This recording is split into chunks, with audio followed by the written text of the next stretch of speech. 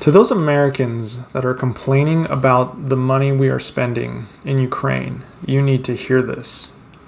To those Europeans that think Americans are just backwoods buffoons on the global stage, you need to hear this. To those Chinese or Russians that long for the days where the U.S. is no longer the global hegemon, you also need to hear this. Because as is often the case for the world relative to the U.S., the grand long-term geopolitical strategic picture becomes clearer as time goes on. And you can't help but think, God damn, those Americans are good. And I've talked about this a few times. The idea that Russia's folly has made the U.S. more powerful on a global stage is coming to fruition, which is why China is frustrated with Russia to an extent. However, China is also realizing that as Russia continues to fail, it's becoming more powerful. It's just not becoming more powerful at the same relative speed as the United States. Money being sent to Ukraine from the U.S. is in the forms of arms and weapons for the most part. They're being sent via the Lend-Lease Act, meaning Ukraine will have to pay it back. Sure, some of that will be forgiven, and we're happy to do so. Even if none is forgiven, it's still an amazing investment for the U.S. We're giving cash, make no mistake, to the Ukrainians and to their neighboring governments to help them.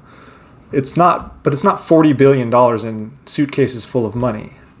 It's the equipment we've already had. And we will reap a windfall worth trillions of dollars here in the United States with the outcome of what this war is looking like. It wasn't really until the Ukrainians showed that they would not be occupied by Russia that the U.S. committed the majority of these funds and these pieces of equipment. That was on purpose. We didn't want to just give this money and equipment to the losing side. One, that's a bad investment. Two, we don't want that stuff to be falling into Russian hands. Now, notice we didn't give like our most technologically advanced stuff. We generally gave things that were kind of going on the outs for us. As effective as the HIMARS is, it's not going to be the future of U.S. weaponry. In fact, that was largely going to be replaced here in the next decade or so. So getting rid of it was not really a huge deal for us. Same with other pieces of equipment. But notice we're not giving them our most advanced stuff. And after this war, the European Union will be on the hook for rebuilding Ukraine and integrating them into the Union because they've shown to be very capable and it makes strategic sense to do so. But simultaneously, this helps and ensures that the U.S. is paid back for all of that U.S. Lend-Lease equipment. The U.S., like I said, is passing off its older equipment. That was by design. It's getting rid of it's recycling ammunition out that just traditionally would have to be fired in training events. It's giving things that are, make no mistake, more effective than the Russian equipment, but isn't our most effective stuff. And what has happened is the U.S. has emerged as the leader, yet again, of NATO against Russia. And yet again, NATO is re-strengthened under that U.S. leadership, which is what the United States was wanted for decades. President after president in the United States has complained about the lack of European seriousness with regard to Russia. And their budgets have dropped, etc., up until now. Well, obviously those budgets are increasing. Russia has shown themselves to be a adversary and one that is not willing to take logic into consideration. So NATO has to build itself up. Well, guess where NATO is going to buy all of that shiny new equipment? The United States, obviously. Germany is paying the U.S. $8.4 billion for F-35s. Finland is buying 64 of them. Poland is buying Apaches and Abrams. The list goes on and on. Japan has placed orders. Now that Russian equipment has shown how absolutely ineffective it is and how poorly it's performed on the battlefield, more nations like India will look towards the U.S. for their military needs.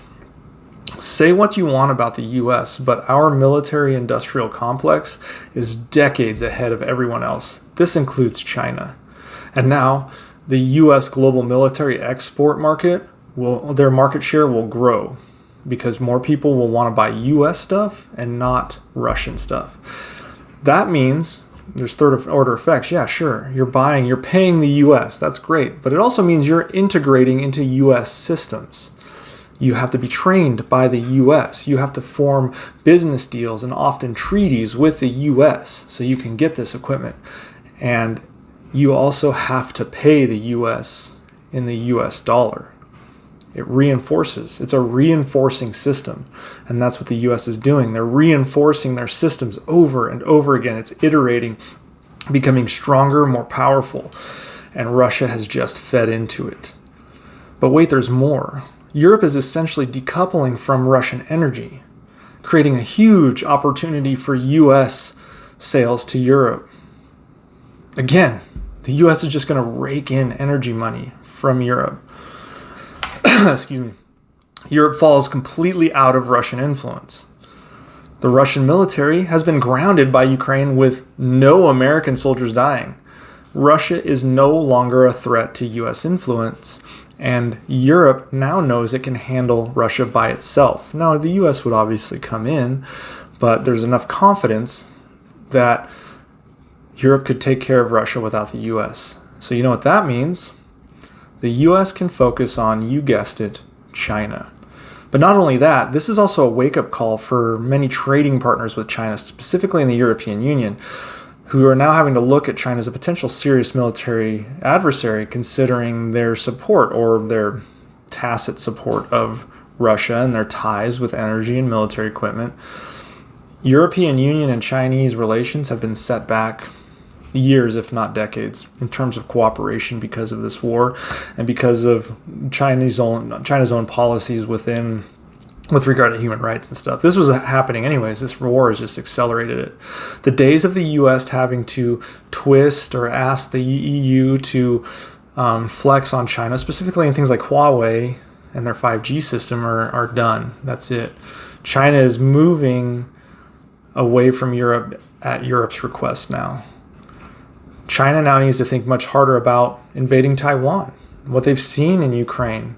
And the U.S. has more ties, and the Taiwanese have had more time to prepare for a Chinese invasion than Ukraine has had. And there's no land bridge over to Taiwan. So China's really having to think hard, not only about the military implications, but the strategic sanctions implication. So the conclusion is whatever the actual costs for the U.S., the $40 billion, even if we don't get any of it back, it's peanuts compared to what we've gotten out of it. The strategic objectives will be reaping the dividends for years to come. Ultimately, the EU will shoulder a lot of the responsibility and suffering while the U.S. reaps the benefits. Of course the U.S. is going to help. Of course we're going to send billions of dollars in military and humanitarian aid. We have sent the most by far of any country now. Net per capita, I believe Poland is the one that sent the most or something. But in terms of raw money, the U.S. has sent the most. And we're the richest, so of course we would.